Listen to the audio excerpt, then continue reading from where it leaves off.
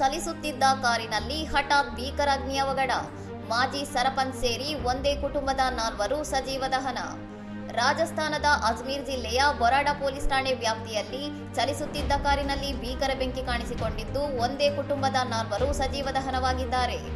ಗುರುವಾರ ಬೆಳಗ್ಗೆ ಈ ದುರಂತ ಸಂಭವಿಸಿದ್ದು, ಕಾರಿನಲ್ಲಿ ಪ್ರಯಾಣಿಸುತ್ತಿದ್ದ ಗ್ರಾಮದ ಮಾಜಿ ಮುಖ್ಯಸ್ಥ, ಅವರ ಕುಟುಂಬ ಸದಸ್ಯರು ಹಾಗೂ ಜಿಲ್ಲಾ ಪರಿಷತ್ ಸದಸ್ಯರೊಬ್ಬರು ದಾರುಣವಾಗಿ ಸಾವನ್ನಪ್ಪಿದ್ದಾರೆ.